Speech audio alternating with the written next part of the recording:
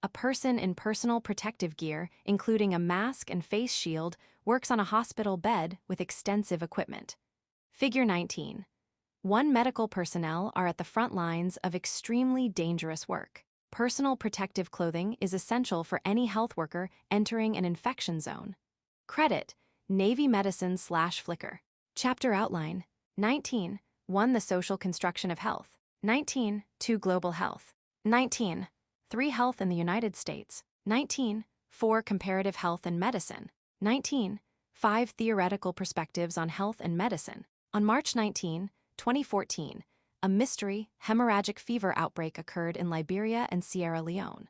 This outbreak was later confirmed to be Ebola, a disease first discovered in what is now the Democratic Republic of Congo. The 2014-2016 outbreak sickened more than 28,000 people and left more than 11,000 dead, CDC 2020.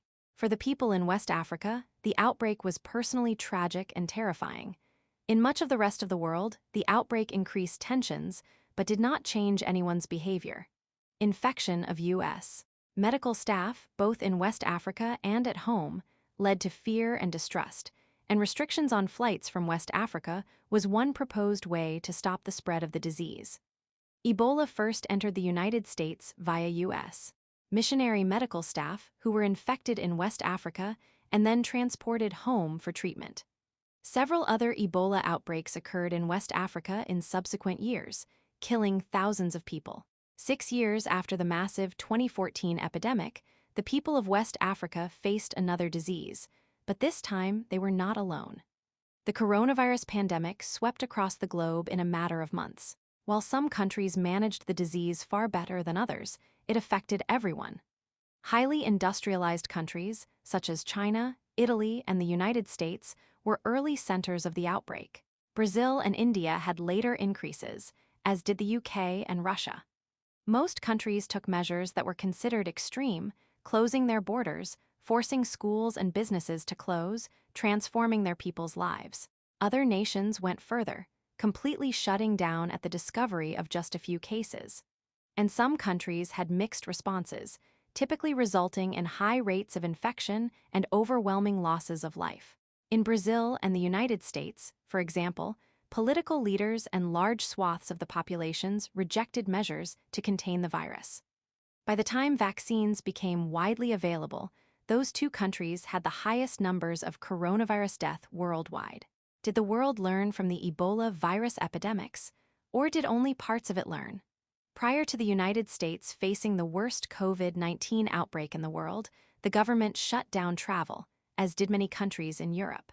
This was certainly an important step, but other measures fell short. Conflicting messages about mask wearing and social distancing became political weapons amid the country's presidential election, and localized outbreaks and spikes of deaths were continually traced to gatherings that occurred against scientific guidance. Brazil's president actively disputed medical opinions, rejected any travel or business restrictions, and was in conflict with many people in his own government, even his political allies. With Brazil's slower pace of vaccination compared to the U.S., it saw a steep increase in cases and deaths just as the United States numbers started to decline. Both those opposed to heavy restrictions and those who used them to fight the disease acknowledge that the impacts went far beyond physical health. Families shattered by the loss of a loved one had to go through the pain without relatives to support them at funerals or other gatherings. Many who recovered from the virus had serious health issues to contend with, while other people who delayed important treatments had larger problems than they normally would have. Fear, isolation, and strained familial relationships led to emotional problems. Many families lost income. Learning was certainly impacted as education practices went through sudden shifts. The true outcomes will likely not be fully understood for years after the pandemic is under control. So now, after the height of the coronavirus pandemic, what does health mean to you? Does your opinion of it differ from your pre-COVID attitudes? Many people who became severely ill or died from COVID had other health issues, known as comorbidities, such as hypertension and obesity. Do you know people whose attitudes about their general health changed? Do you know people who are more or less suspicious of the government, more or less likely to listen to doctors or scientists? What do you think will be the best way to prevent illness and death should another pandemic strike? Medical sociology is the systematic study of how humans manage issues of health and illness, disease and disorders, and healthcare for both the sick and the healthy. Medical sociologists study the physical, mental, and social components of health and illness. Major topics for medical sociologists include the doctor-patient relationship, the structure and socioeconomics of healthcare, and how culture impacts attitudes toward disease and wellness. Learning objectives. By the end of this section, you should be able to define the term medical sociology, differentiate between the cultural meaning of illness, the social construction of illness, and the social construction of medical knowledge. The social construction of health is a major research topic within medical sociology. At first glance, the concept of a social construction of health does not seem to make sense. After all, if disease is a measurable physiological problem, then there can be no question of socially constructing disease, right? Well, it's not that simple. The idea of the social construction of health emphasizes the socio-cultural aspects of the discipline's approach to physical, objectively definable phenomena. Sociologists Conrad and Barker, 2010, offer a comprehensive framework for understanding the major findings of the last 50 years of development in this concept. Their summary categorizes the findings in the field under 3 subheadings: the cultural meaning of illness, the social construction of the illness experience, and the social construction of medical knowledge. The cultural meaning of illness. Many medical sociologists contend that illnesses have both a biological and an experiential component, and that these components exist independently of each other. Our culture, not our biology, dictates which illnesses are stigmatized and which are not, which are considered disabilities and which are not, and which are deemed contestable, meaning some medical professionals may find the existence of this ailment questionable, as opposed to definitive illnesses that are unquestionably recognized in the medical profession. Conrad and Barker, 2010. For instance, sociologist Irving Goffman, 1963, described how social stigmas hinder individuals from fully integrating into society.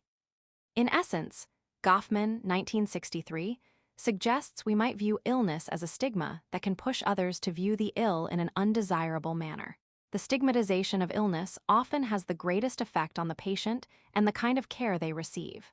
Many contend that our society and even our healthcare institutions discriminate against certain diseases, like mental disorders, AIDS, sexually transmitted diseases, and skin disorders. Sartorius, 2007. Facilities for these diseases may be subpar. They may be segregated from other healthcare areas or relegated to a poorer environment. The stigma may keep people from seeking help for their illness, making it worse than it needs to be. Contested illnesses are those that are questioned or questionable by some medical professionals. Disorders like fibromyalgia or chronic fatigue syndrome may be either true illnesses or only in the patient's heads, depending on the opinion of the medical professional. This dynamic can affect how a patient seeks treatment and what kind of treatment they receive. The social construction of the illness experience. The idea of the social construction of the illness experience is based on the concept of reality as a social construction. In other words, there is no objective reality. There are only our own perceptions of it. The social construction of the illness experience deals with such issues as the way some patients control the manner in which they reveal their diseases and the lifestyle adaptations patients develop to cope with their illnesses. In terms of constructing the illness experience, culture and individual personality both play a significant role. For some people, a long-term illness can have the effect of making their world smaller, more defined by the illness than anything else. For others, illness can be a chance for discovery, for reimaging a new self, Conrad and Barker, 2007. Culture plays a huge role in how an individual experiences illness. Widespread diseases like AIDS or breast cancer have specific cultural markers that have changed over the years, and that govern how individuals and society view them. Today, many institutions of wellness acknowledge the degree to which individual perceptions shape the nature of health and illness. Regarding physical activity, for instance, the Centers for Disease Control, CDC, recommends that individuals use a standard level of exertion to assess their physical activity. This rating of perceived exertion, RPE, gives a more complete view of an individual's actual exertion level, since heart rate or pulse measurements may be affected by medication or other issues. Centers for Disease Control 2011a. Similarly, many medical professionals use a comparable scale for perceived pain to help determine pain management strategies. A chart of numerical pain levels ranging from 0 to 10 is shown here. A smiling face at level 0 is no pain. Various numbers and facial expressions indicate progressively worse pain until a frowning and crying face is at level 10 indicates the worst possible pain. Figure 19. 2. Pain Assessment Tool. The Mosby Pain Rating Scale helps healthcare providers assess an individual's level of pain. What might a symbolic interactionist observe about this method? Credit. Arvin 61R58/OpenClipArt. The Social Construction of Medical Knowledge. Conrad and Barker show how medical knowledge is socially constructed. That is, it can both reflect and reproduce inequalities in gender, class, race, and ethnicity. Conrad and Barker, 2011, use the example of the social construction of women's health and how medical knowledge has changed significantly in the course of a few generations. For instance, in the early 19th century, pregnant women were discouraged from driving or dancing for fear of harming the unborn child, much as they are discouraged, with more valid reason, from smoking or drinking alcohol today. Social policy and debate. Has breast cancer awareness gone too far? Pink ribbon lollipops are shown here. Figure 19. 3 pink ribbons are a ubiquitous reminder of breast cancer. But do pink ribbon chocolates do anything to eradicate the disease? Credit. Wish Upon a Cupcake /Wikimedia Commons. Every October, the world turns pink. Football and baseball players wear pink accessories. Skyscrapers and large public buildings are lit with pink lights at night. Shoppers can choose from a huge array of pink products. In 2014, people wanting to support the fight against breast cancer could purchase any of the following pink products: KitchenAid mixers, Master Lock padlocks and bike chains, Wilson tennis rackets, Fiat cars, and Smith & Wesson handguns. You read that correctly. The goal of all these pink products is to raise awareness and money for breast cancer. However, the relentless creep of pink has many people wondering if the pink marketing juggernaut has gone too far.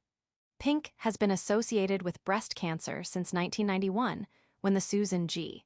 Komen Foundation handed out pink ribbons at its 1991 Race for the Cure event. Since then, the pink ribbon has appeared on countless products, and then by extension, the color pink has come to represent support for a cure of the disease. No one can argue about the Susan G. Komen Foundation's mission to find a cure for breast cancer, or the fact that the group has raised millions of dollars for research and care. However, some people question if, or how much, all these products really help in the fight against breast cancer. Begos 2011. The advocacy group Breast Cancer Action, BCA, position themselves as watchdogs of other agencies fighting breast cancer. They accept no funding from entities, like those in the pharmaceutical industry, with potential profit connections to this health industry. They've developed a trademarked "Think Before You Pink" campaign to provoke consumer questioning of the end contributions made to breast cancer by companies hawking pink wares. They do not advise against pink purchases. They just want consumers to be informed about how much money is involved, where it comes from, and where it will go.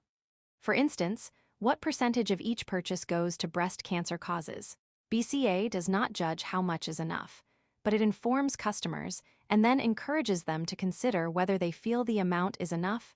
Think Before You Pink, 2012. BCA also suggests that consumers make sure that the product they are buying does not actually contribute to breast cancer, a phenomenon they call pinkwashing.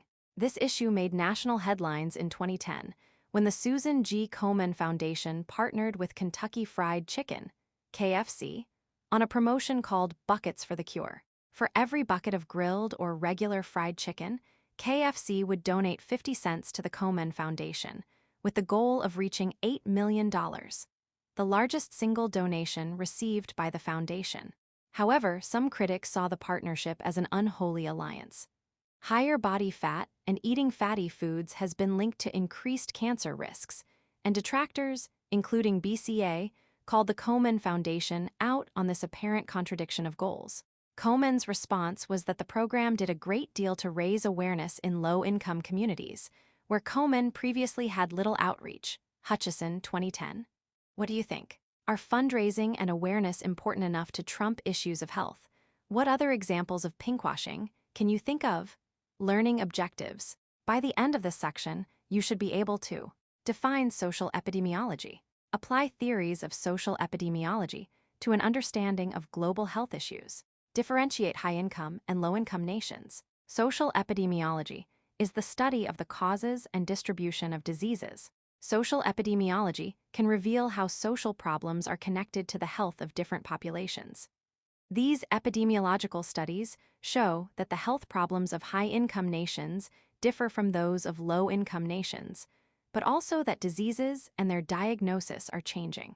Cardiovascular disease, for example, is now the both most prevalent disease and the disease most likely to be fatal in lower-income countries. And globally, 70% of cardiovascular disease cases and deaths are due to modifiable risks. Dagenais, 2019. Some theorists differentiate among three types of countries: core nations, semi-peripheral nations, and peripheral nations. Core nations are those that we think of as highly developed or industrialized. Semi-peripheral nations are those that are often called developing or newly industrialized, and peripheral nations are those that are relatively undeveloped. While the most pervasive issue in the U.S. healthcare system is affordable access to healthcare, other core countries have different issues, and semi-peripheral and peripheral nations are faced with a host of additional concerns. Reviewing the status of global health offers insight into the various ways that politics and wealth shape access to healthcare, and it shows which populations are most affected by health disparities. Health in high-income nations. Obesity, which is on the rise in high-income nations, has been linked to many diseases, including cardiovascular problems, musculoskeletal problems, diabetes, and respiratory issues. According to the Organization for Economic Cooperation and Development, 2011, obesity rates are rising in all countries, with the greatest gains being made in the highest-income countries. The United States has the highest obesity rate at 42%. Some of these people are considered severely obese, which occurs in 9% of U.S. adults. Hales, 2020. Wallace Huffman and his fellow researchers, 2006, contend that several factors are contributing to the rise in obesity in developed countries. Improvements in technology and reduced family size have led to a reduction of work to be done in household production. Unhealthy market goods, including processed foods, sweetened drinks, and sweet and salty snacks, are replacing home-produced goods. Leisure activities are growing more sedentary, for example, computer games, web surfing, and television viewing. More workers are shifting from active work, agriculture, and manufacturing to service industries. Increased access to passive transportation has led to more driving and less walking. Obesity and weight issues have significant societal costs, including lower life expectancies and higher shared healthcare costs. While ischemic heart disease is the single most prevalent cause of death in higher-income countries, cancers of all types combine to be a higher overall cause of death. Cancer accounts for twice as many deaths as cardiovascular disease in higher-income countries. Mahase, 2019. Health in low-income nations. In peripheral nations with low per capita income, it is not the cost of healthcare that is the most pressing concern.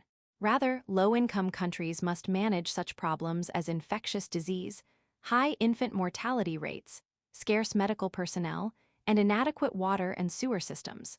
Due to such health concerns, low-income nations have higher rates of infant mortality and lower average lifespans. One of the biggest contributors to medical issues in low-income countries is the lack of access to clean water and basic sanitation resources. According to a 2014 UNICEF report, almost half of the developing world's population lacks improved sanitation facilities.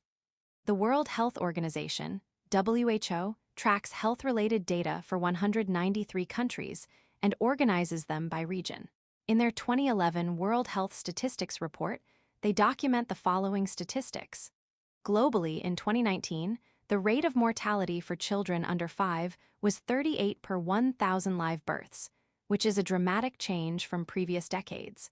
In 1990, the rate was 93 deaths per 1,000 births, World Health Organization 2020. In low-income countries, however, that rate is much higher. The child mortality rate in low-income nations was 11 times higher than that of high-income countries, 76 deaths per 1,000 births compared to 7 deaths per 1,000 births. Keck 2020. To consider it regionally, the highest under 5 mortality rate remains in the WHO African region, 74 per 1,000 live births, around 9 times higher than that in the WHO European region, 8 per 1,000 live births.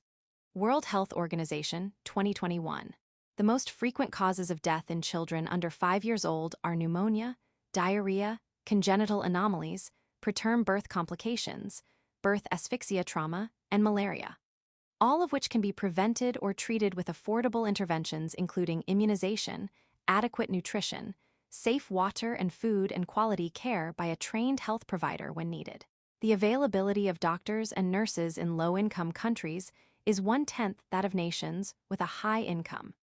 Challenges in access to medical education and access to patients exacerbate this issue for would-be medical professionals in low-income countries. World Health Organization 2011. Learning objectives. By the end of this section, you should be able to apply social epidemiology to health in the United States, explain disparities of health based on gender, socioeconomic status, race, and ethnicity, summarize mental health and disability issues in the United States, explain the terms stigma and medicalization. Health in the United States is a complex and often contradictory issue. On the one hand, as one of the wealthiest nations, the United States fares well in health comparisons with the rest of the world. However, the United States also lags behind almost every industrialized country in terms of providing care to all its citizens. The following sections look at different aspects of health in the United States. Health by race and ethnicity. When looking at the social epidemiology of the United States, it is hard to miss the disparities among races. The discrepancy between Black and white Americans shows the gap clearly. In 2018, the average life expectancy for white males was approximately 5 years longer than for Black males, 78.8 compared to 74.7. Wamsley, 2021. Note that in 2020 life expectancies of all races declined further, though the unprecedented COVID-19 pandemic was a significant cause. Other indicates show a similar disparity. The 2018 infant mortality rates for different races and ethnicities are as follows. Non-Hispanic Black people, 10.8. Native Hawaiian people or other Pacific Islanders, 9.4. Native American Alaska Native people, 8.2. Hispanic people, 4.9. Non-Hispanic white people, 4.6. Asian and Asian American people, 3.6. Centers for Disease Control, 2021. According to a report from the Henry J. Kaiser Foundation, 2007, African Americans also have higher incidence of several diseases and causes of mortality, from cancer to heart disease to diabetes. In a similar vein, it is important to note that ethnic minorities, including Mexican Americans and Native Americans, also have higher rates of these diseases and causes of mortality than white people. Lisa Berkman, 2009, notes that this gap started to narrow during the civil rights movement in the 1960s, but it began widening again in the early 1980s. What accounts for these perpetual disparities in health among different ethnic groups? Much of the answer lies in the level of healthcare that these groups receive.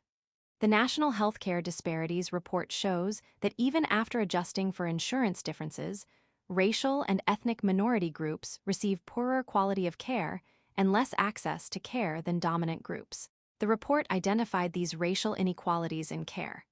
Black people, Native Americans, and Alaska Native people received worse care than whites for about 40% of quality measures. Hispanic people, Native Hawaiian people, and Pacific Islanders received worse care than white people for more than 30% of quality measures.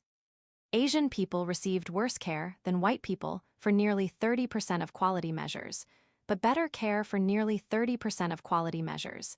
Agency for Healthcare Research and Quality 2020. Health by socioeconomic status. Discussions of health by race and ethnicity often overlap with discussions of health by socioeconomic status, since the two concepts are intertwined in the United States.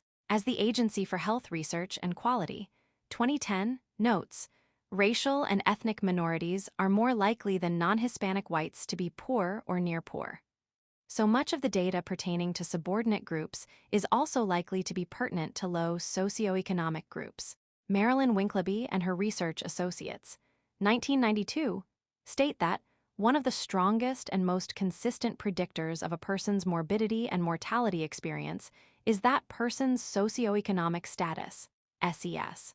This finding persists across all diseases with few exceptions, continues throughout the entire lifespan, and extends across numerous risk factors for disease. Morbidity is the incidence of disease. It is important to remember that economics are only part of the SES picture. Research suggests that education also plays an important role. Phelan and Link, 2003, note that many behavior-influenced diseases like lung cancer, from smoking, coronary artery disease, from poor eating and exercise habits, and AIDS initially were widespread across SES groups. However, once information linking habits to disease was disseminated, these diseases decreased in high SES groups and increased in low SES groups. This illustrates the important role of education initiatives regarding a given disease, as well as possible inequalities in how those initiatives effectively reach different SES groups. Health by gender. Women are affected adversely both by unequal access to and institutionalized sexism in the healthcare industry. According to a recent report from the Kaiser Family Foundation, women experienced a decline in their ability to see needed specialists between 2001 and 2008. In 2008, 1/4 of women questioned the quality of their healthcare, Ranji, and Salganico 2011. Quality is partially indicated by access and cost. In 2018, roughly 1 in 4, 26% women, compared to 1 in 5, 19% men, reported delaying healthcare or letting conditions go untreated due to cost. Because of costs, approximately 1 in 5 women postponed preventive care, skipped a recommended test or treatment, or reduced their use of medication due to cost. Kaiser Family Foundation, 2018. We can see an example of institutionalized sexism in the way that women are more likely than men to be diagnosed with certain kinds of mental disorders. Psychologist Dana Becker notes that 75% of all diagnoses of borderline personality disorder, BPD, are for women according to the Diagnostic Statistical Manual of Mental Disorders. This diagnosis is characterized by instability of identity, of mood, and of behavior, and Becker argues that it has been used as a catch-all diagnosis for too many women. She further decries the pejorative connotation of the diagnosis, saying that it predisposes many people, both within and outside of the profession of psychotherapy, against women who have been so diagnosed. Becker. Many critics also point to the medicalization of women's issues as an example of institutionalized sexism. Medicalization refers to the process by which previously normal aspects of life are redefined as deviant and needing medical attention to remedy. Historically and contemporaneously, many aspects of women's lives have been medicalized, including menstruation, premenstrual syndrome, pregnancy, childbirth, and menopause. The medicalization of pregnancy and childbirth has been particularly contentious in recent decades, with many women opting against the medical process and choosing a more natural childbirth. Fox and Wirtz, 1999, find that all women experience pain and anxiety during the birth process, but that social support relieves both as effectively as medical support. In other words, medical interventions are no more effective than social ones at helping with the difficulties of pain and childbirth. Fox and Wirtz further found that women with supportive partners ended up with less medical intervention and fewer cases of postpartum depression. Of course, access to quality birth care outside the standard medical models may not be readily available to women of all social classes. Sociology in the real world. Medicalization of sleeplessness. A child asleep at his desk is shown here. Figure 19. Many people fail to get enough sleep, but is insomnia a disease that should be cured with medication? Credit, Wikimedia Commons. How is your sleep hygiene? Sleep hygiene refers to the lifestyle and sleep habits that contribute to sleeplessness. Bad habits that can lead to sleeplessness include inconsistent bedtimes, lack of exercise, late-night employment, napping during the day, and sleep environments that include noise, lights, or screen time. National Institutes of Health 2011a. According to the National Institute of Health, examining sleep hygiene is the first step in trying to solve a problem with sleeplessness. For many people in the United States, however, making changes in sleep hygiene does not seem to be enough. According to a 2006 report from the Institute of Medicine, sleeplessness is an under-recognized public health problem affecting up to 70 million people. It is interesting to note that in the months or years after this report was released, advertising by the pharmaceutical companies behind Ambien, Lunesta, and Cepracker, 3 sleep aids, averaged $188 million weekly promoting these drugs, Gelling 2009. According to a study in the American Journal of Public Health, 2011, prescriptions for sleep medications increased dramatically from 1993 to 2007. While complaints of sleeplessness during doctor's office visits more than doubled during this time, insomnia diagnoses increased more than 7-fold, from about 840,000 to 61 million. The authors of the study conclude that sleeplessness has been medicalized as insomnia, and that insomnia may be a public health concern, but potential overtreatment with marginally effective, expensive medications with non-trivial side effects raises definite population health concerns. Maloney, Conrad, and Zimmer 2011. Indeed, a study published in 2004 in the Archives of Internal Medicine shows that cognitive behavioral therapy, not medication, was the most effective sleep intervention. Jacobs, Pace-Scott, Stickgold, and Otto 2004. A century ago, people who couldn't sleep were told to count sheep. Now they pop a pill, and all those pills add up to a very lucrative market for the pharmaceutical industry. Is this industry behind the medicalization of sleeplessness, or is it just responding to a need? Mental health and disability. The treatment received by those defined as mentally ill or disabled varies greatly from country to country. In the post-millennial United States, those of us who have never experienced such a disadvantage take for granted the rights our society guarantees for each citizen. We do not think about the relatively recent nature of the protections, unless, of course, we know someone constantly inconvenienced by the lack of accommodations or misfortune of suddenly experiencing a temporary disability. Mental health, people with mental disorders, a condition that makes it more difficult to cope with everyday life, and people with mental illness, a severe, lasting mental disorder that requires long-term treatment, experience a wide range of effects. According to the National Institute of Mental Health, NIMH, the United States has over 50 million adults with mental illness or mental disorder, or 20% of the total adult population. Of these, 13 million have what is considered serious mental illness or mental disorder, 5% of the adult population. Serious mental illness is that which causes impairment or disability. National Institute of Mental Health 2021. Finally, 5% of children aged 6-17 experienced mental illness or disorder. National Alliance on Mental Illness 2021. The most common mental disorders in the United States are anxiety disorders. Almost 18% of U.S. adults are likely to be affected in a single year, and 28% are likely to be affected over the course of a lifetime. Anxiety and Depression Institute of America 2021.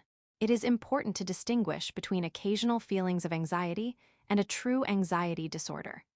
Anxiety is a normal reaction to stress that we all feel at some point, but anxiety disorders are feelings of worry and fearfulness that last for months at a time. Anxiety disorders include obsessive-compulsive disorder, OCD, panic disorders, post-traumatic stress disorder, PTSD, and both social and specific phobias. The second most common mental disorders in the United States are mood disorders. Roughly 10% of U.S. adults are likely to be affected yearly, while 21% are likely to be affected over the course of a lifetime. National Institute of Mental Health 2005.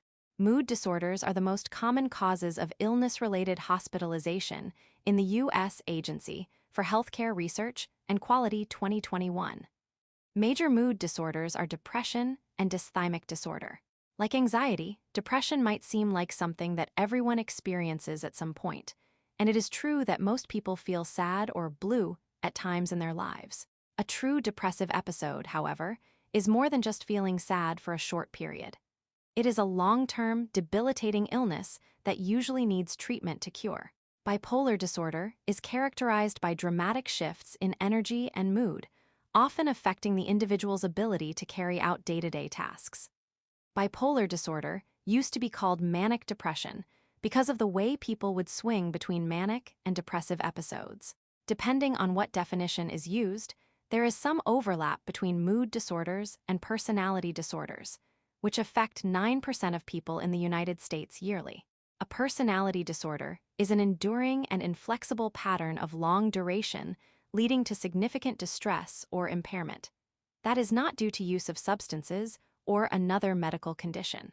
In other words, personality disorders cause people to behave in ways that are seen as abnormal to society but seem normal to them. The diagnosis and classification regarding personality disorders has been evolving and is somewhat controversial. To guide diagnosis and potential treatments of mental disorders, the American Psychiatric Association publishes the Diagnostic and Statistical Manual on Mental Disorders, DSM. Experts working on the latest version initially proposed changing the categories of personality disorders. However, the final publication retains the original 10 categories, but contains an alternate emerging approach for classifying them. This evolution demonstrates the challenges and the wide array of treating conditions, and also represents areas of difference between theorists, practitioners, governing bodies, and other stakeholders. As discussed in the sociological research chapter, study and investigation is a diligent and multidimensional process.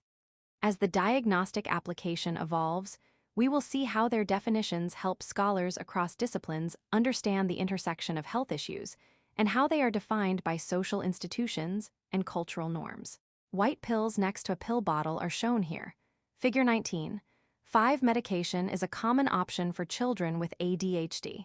Credit, Deviation 56/Wikimedia Commons. Another commonly diagnosed mental disorder is attention deficit hyperactivity disorder, ADHD, which affects 9% of U.S. children and 4% of adults on a lifetime basis, Danielson 2018. Since ADHD is one of the most common childhood disorders, it is often incorrectly considered only a disease found in children.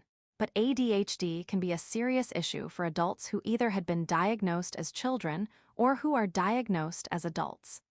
ADHD is marked by difficulty paying attention, difficulty controlling behavior, and hyperactivity.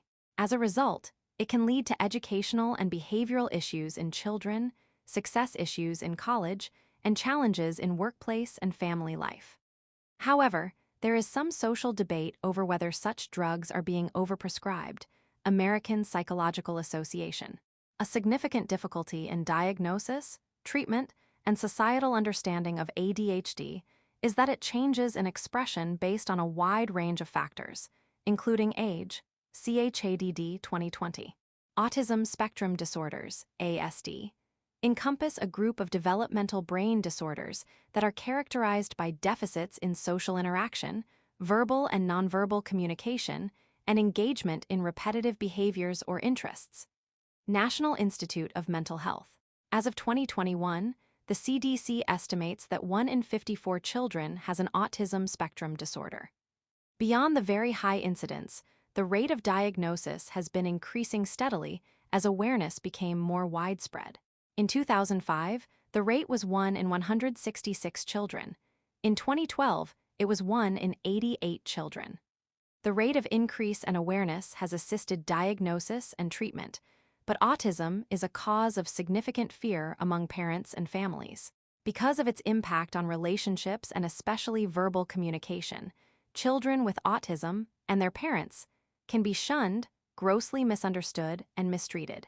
For example, people with an autism spectrum disorder who cannot verbalize are often assumed to be unintelligent, or are sometimes left out of conversations or activities because others feel they cannot participate.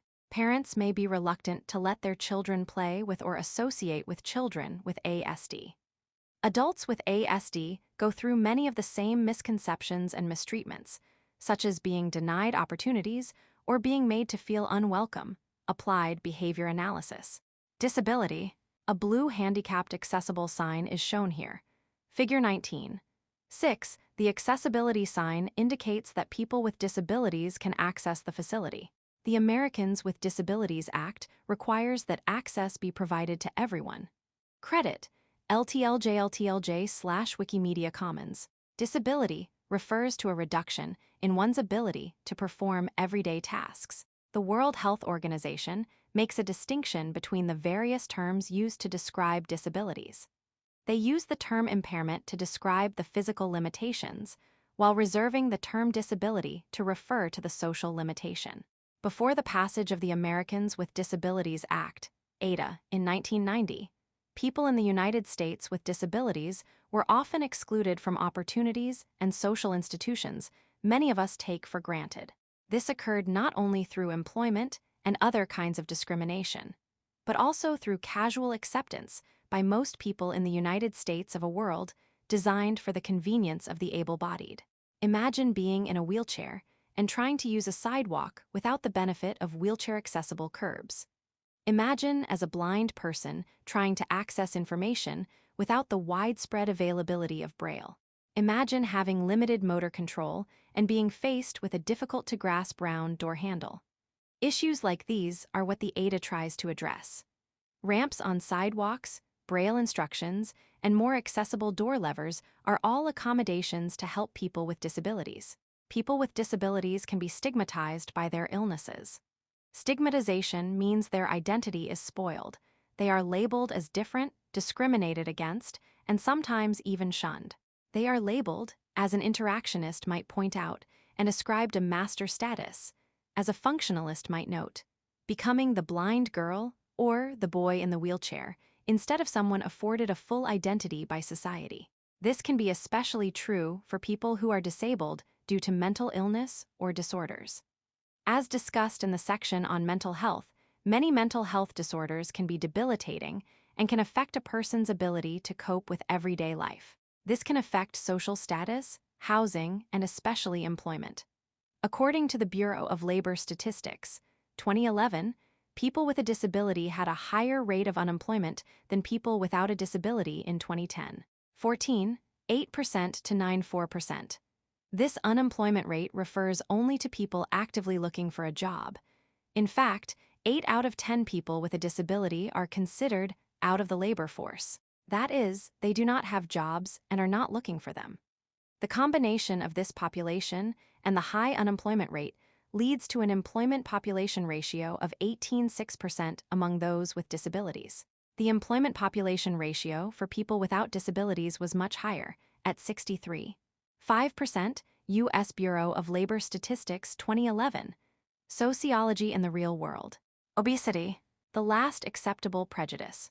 Many people who see a person with obesity may make negative assumptions about them based on their size. According to a study from the Yale Red Center for Food Policy and Obesity, large people are the object of widespread negative stereotypes that overweight and obese persons are lazy, unmotivated, lacking in self-discipline, less competent, non-compliant, and sloppy. Poole and Hewer 2009. Historically, both in the United States and elsewhere, it was considered acceptable to discriminate against people based on prejudiced opinions. Even after slavery was abolished through the 13th Amendment in 1865, institutionalized racism and prejudice against Black people persisted. In an example of stereotype interchangeability, the same insults that are flung today at the overweight and obese population, lazy, for instance, have been flung at various racial and ethnic groups in earlier history. Why is it considered acceptable to feel prejudice toward, even to hate, people with obesity? Poole and Hewer suggest that these feelings stem from the perception that obesity is preventable through self-control, better diet, and more exercise. Highlighting this contention is the fact that studies have shown that people's perceptions of obesity are more positive when they think the obesity was caused by non-controllable factors like biology, a thyroid condition, for instance, or genetics. Health experts emphasize that obesity is a disease and that it is not the result of simple overeating. There are often a number of contributing factors that make it more difficult to avoid. Even with some understanding of non-controllable factors that might affect obesity, people with obesity are still subject to stigmatization. Poole and Hewer's study is one of many that document discrimination at work, in the media, and even in the medical profession. Large people are less likely to get into college than thinner people, and they are less likely to succeed at work. Stigmatization of people with obesity comes in many forms, from the seemingly benign to the potentially illegal. In movies and television shows, overweight people are often portrayed negatively, or as stock characters who are the butt of jokes. One study found that in children's movies, obesity was equated with negative traits, evil, unattractive, unfriendly, cruel in 64% of the most popular children's videos. In 72% of the videos, characters with thin bodies had desirable traits, such as kindness or happiness. Hinz and Thompson, 2007. In movies and television for adults, the negative portrayal is often meant to be funny. Think about the way you have seen obese people portrayed in movies and on television. Now think of any other subordinate group being openly denigrated in such a way. It is difficult to find a parallel example. Learning objectives. By the end of this section, you should be able to explain the different types of healthcare available in the United States. Compare the healthcare system of the United States with that of other countries. There are broad, structural differences among the healthcare systems of different countries.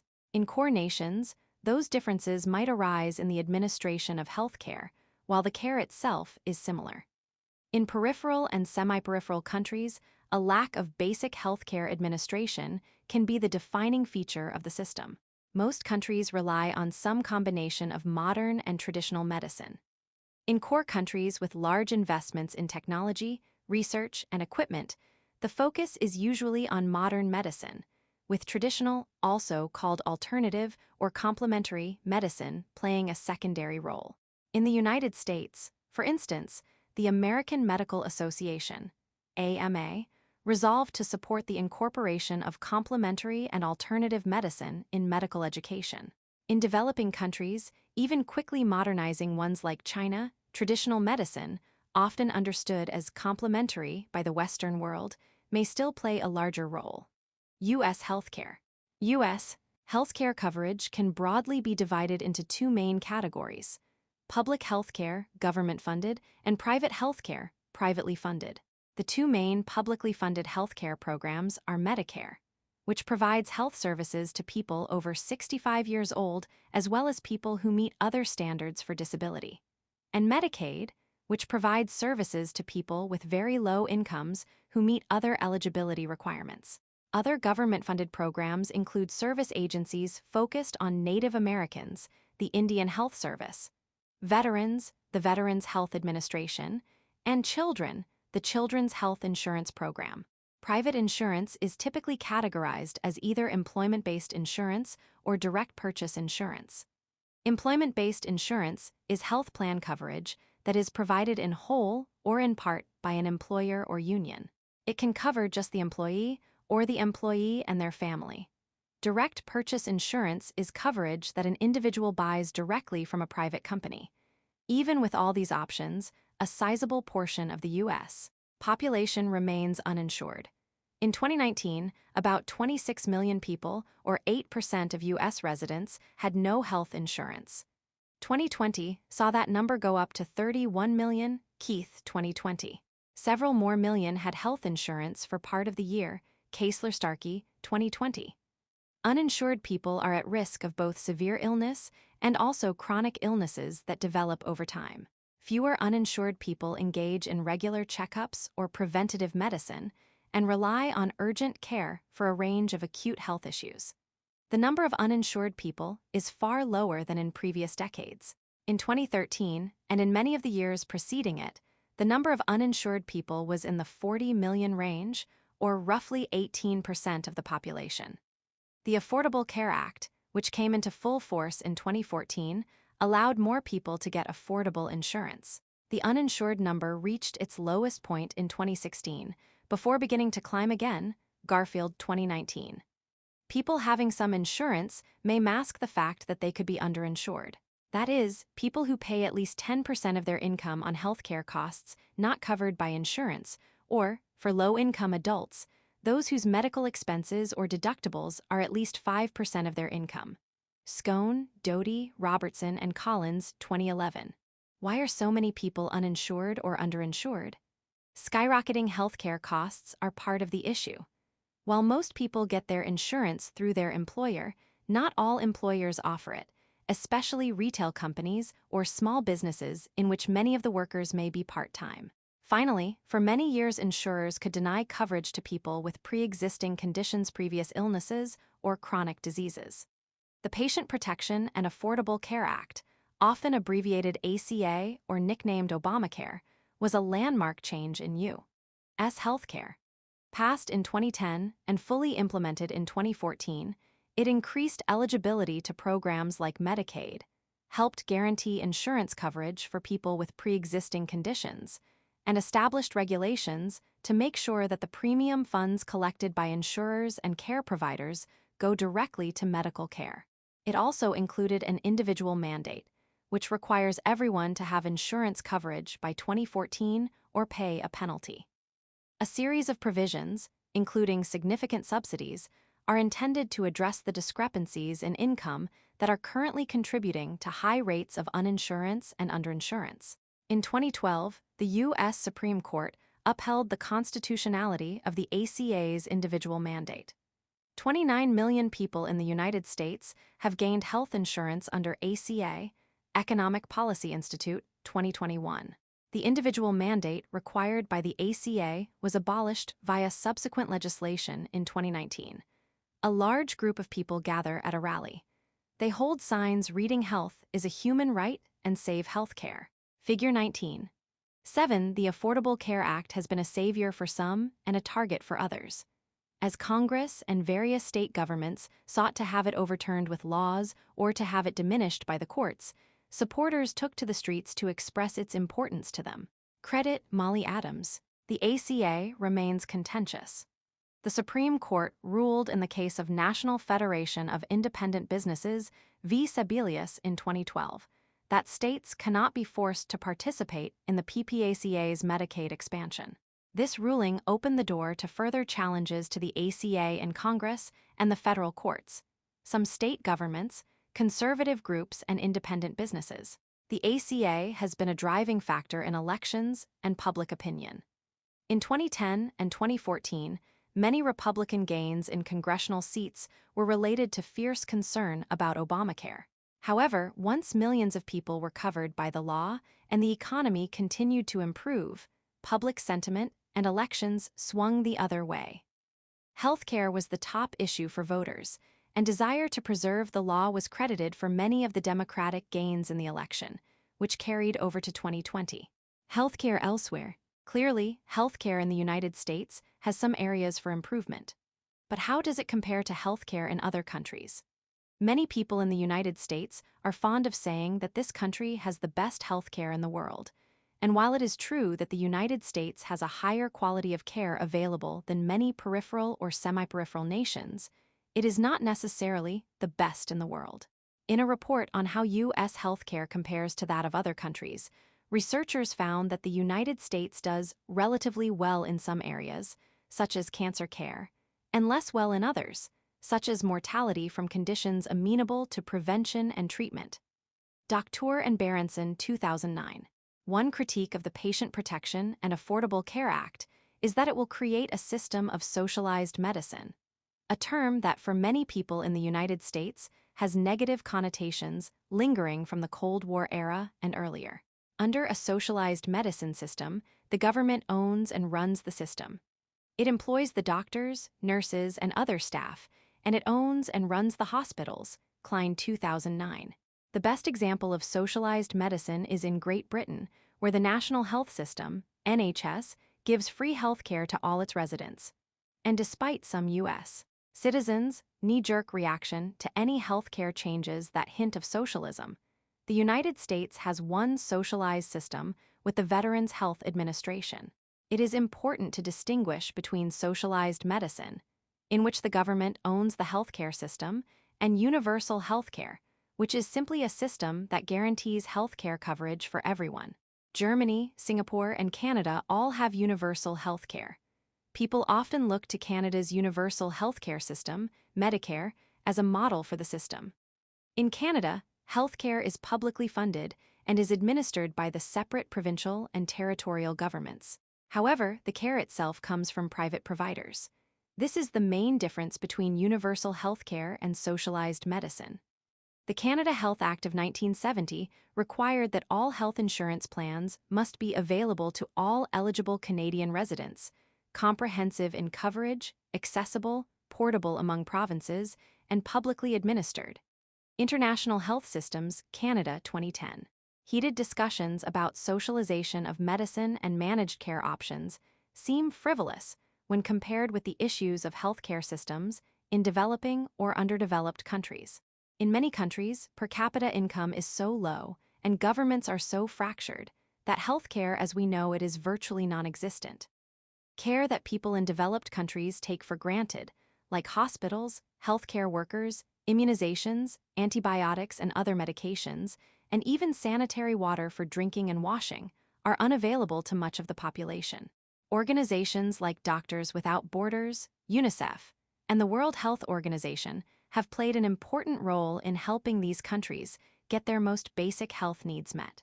A map highlighting countries where malaria is known to occur is shown. Malaria transmission is not known to occur in the northern parts of the Northern Hemisphere and the southern parts of the Southern Hemisphere, both considered temperate or colder zones. Malaria transmission occurs in some places in countries closer to the equator, including Mexico, Peru, Brazil, Belize, Colombia, Mauritius, Ethiopia, Saudi Arabia, Oman, India, China, Korea, Japan, and Indonesia. Malaria transmission occurs throughout countries in large portions of Africa, including Niger, Chad, Nigeria, Botswana, Democratic Republic of Congo, Angola, and Zimbabwe. Figure 19. 8. This map shows the countries where malaria is known to occur. In low-income countries, malaria is still a common cause of death. Credit: CDC/Wikimedia Commons. WHO, which is the health arm of the United Nations, set 8 Millennium Development Goals, MDGs, in 2000, with the aim of reaching these goals by 2015. Some of the goals deal more broadly with the socioeconomic factors that influence health, but MDGs 4, 5, and 6 all relate specifically to large-scale health concerns, the likes of which most people in the United States will never contemplate. MDG 4 is to reduce child mortality, MDG 5 aims to improve maternal health, and MDG 6 strives to combat HIV/AIDS, malaria, and other diseases. The goals may not seem particularly dramatic, but the numbers behind them show how serious they are. For MDG 4, the WHO reports that 2009 infant mortality rates in children under 5 years old in the WHO African region, 127 per 1,000 live births, and in low-income countries, 117 per 1,000 live births, had dropped. But they were still higher than the 1990 global level of 89 per 1,000 live births. World Health Organization, 2011. The fact that these deaths could have been avoided through appropriate medicine and clean drinking water shows the importance of healthcare. Much progress has been made on MDG 5, with maternal deaths decreasing by 34%. However, almost all maternal deaths occurred in developing countries, with the African region still experiencing high numbers. World Health Organization, 2011. On MDG 6, the WHO is seeing some decreases in per capita incidence rates of malaria, tuberculosis, HIV/AIDS, and other diseases. However, the decreases are often offset by population increases. World Health Organization, 2011. Again, the lowest income countries, especially in the African region, experience the worst problems with disease. An important component of disease prevention and control is epidemiology, or the study of the incidence, distribution, and possible control of diseases. Fear of Ebola contamination, primarily in Western Africa, but also to a smaller degree in the United States, became national news in the summer and fall of 2014. Learning objectives. By the end of this section, you should be able to apply functionalist, conflict theorist, and interactionist perspectives to health issues. Each of the three major theoretical perspectives approaches the topics of health, illness, and medicine differently. You may prefer just one of the theories that follow, or you may find that combining theories and perspectives provides a fuller picture of how we experience health and wellness. Functionalism. According to the functionalist perspective, health is vital to the stability of the society, and therefore sickness is a sanctioned form of deviance. Talcott Parsons, 1951, was the first to discuss this in terms of the sick role, patterns of expectations that define appropriate behavior for the sick and for those who take care of them. According to Parsons, the sick person has a specific role with both rights and responsibilities. To start with, the sick person has not chosen to be sick and should not be treated as responsible for her condition. The sick person also has the right of being exempt from normal social roles. They are not required to fulfill the obligation of a well person and can avoid her normal responsibilities without censure. However, this exemption is temporary and relative to the severity of the illness. The exemption also requires legitimation by a physician. That is, a physician must certify that the illness is genuine. The responsibility of the sick person is twofold: to try to get well and to seek technically competent help from a physician. If the sick person stays ill longer than is appropriate malingers, they may be stigmatized. Parsons argues that since the sick are unable to fulfill their normal societal roles, their sickness weakens the society. Therefore, it is sometimes necessary for various forms of social control to bring the behavior of a sick person back in line with normal expectations. In this model of health, doctors serve as gatekeepers, deciding who is healthy and who is sick, a relationship in which the doctor has all the power. But is it appropriate to allow doctors so much power over deciding who is sick? And what about people who are sick, but are unwilling to leave their positions for any number of reasons: personal social obligations, financial need, or lack of insurance, for instance? Conflict perspective. Theorists using the conflict perspective suggest that issues with the healthcare system, as with most other social problems, are rooted in capitalist society. According to conflict theorists, capitalism and the pursuit of profit lead to the commodification of health, the changing of something not generally thought of as a commodity into something that can be bought and sold in a marketplace. In this view, people with money and power, the dominant group, are the ones who make decisions about how the healthcare system will be run. They therefore ensure that they will have healthcare coverage, while simultaneously ensuring that subordinate groups stay subordinate through lack of access. This creates significant healthcare and health disparities between the dominant and subordinate groups. Alongside the health disparities created by class inequalities, there are a number of health disparities created by racism, sexism, ageism, and heterosexism. When health is a commodity, the poor are more likely to experience illness caused by poor diet, to live and work in unhealthy environments, and are less likely to challenge the system. In the United States, a disproportionate number of racial minorities also have less economic power, so they bear a great deal of the burden of poor health. It is not only the poor who suffer from the conflict between dominant and subordinate groups.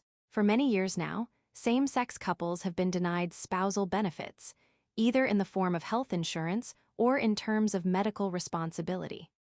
Further adding to the issue, doctors hold a disproportionate amount of power in the doctor-patient relationship, which provides them with extensive social and economic benefits. While conflict theorists are accurate in pointing out certain inequalities in the healthcare system, they do not give enough credit to medical advances that would not have been made without an economic structure to support and reward researchers, a structure dependent on profitability. Additionally, in their criticism of the power differential between doctor and patient, they are perhaps dismissive of the hard-won medical expertise possessed by doctors and not patients, which renders a truly egalitarian relationship more elusive. Symbolic interactionism. According to theorists working in this perspective, health and illness are both socially constructed. As we discussed in the beginning of the chapter, interactionists focus on the specific meanings and causes people attribute to illness. The term medicalization of deviance refers to the process that changes bad behavior into sick behavior. A related process is demedicalization, in which sick behavior is normalized again. Medicalization and demedicalization affect who responds to the patient, how people respond to the patient, and how people view the personal responsibility of the patient. Conrad and Schneider, 1992.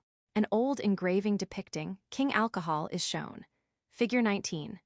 9. In this engraving from the 19th century, King Alcohol is shown with a skeleton on a barrel of alcohol.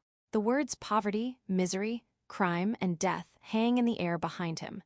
Credit, Library of Congress/Wikimedia Commons. An example of medicalization is illustrated by the history of how our society views alcohol and alcoholism. During the 19th century, people who drank too much were considered bad, lazy people. They were called drunks, and it was not uncommon for them to be arrested or run out of a town. Drunks were not treated in a sympathetic way because, at that time, it was thought that it was their own fault that they could not stop drinking. During the latter half of the 20th century, however, people who drank too much were increasingly defined as alcoholics, people with a disease or a genetic predisposition to addiction who were not responsible for their drinking. With alcoholism defined as a disease and not a personal choice, alcoholics came to be viewed with more compassion and understanding. Thus, badness was transformed into sickness. There are numerous examples of demedicalization in history as well. During the Civil War era, enslaved people who escaped from their enslavers were diagnosed with a mental disorder called drapetomania. This has since been reinterpreted as a completely appropriate response to being enslaved. A more recent example is homosexuality, which was labeled a mental disorder or a sexual orientation disturbance by the American Psychiatric Association until 1973. While interactionism does acknowledge the subjective nature of diagnosis, it is important to remember who most benefits when a behavior becomes defined as illness. Pharmaceutical companies make billions treating illnesses such as fatigue, insomnia, and hyperactivity that may not actually be illnesses in need of treatment, but opportunities for companies to make more money.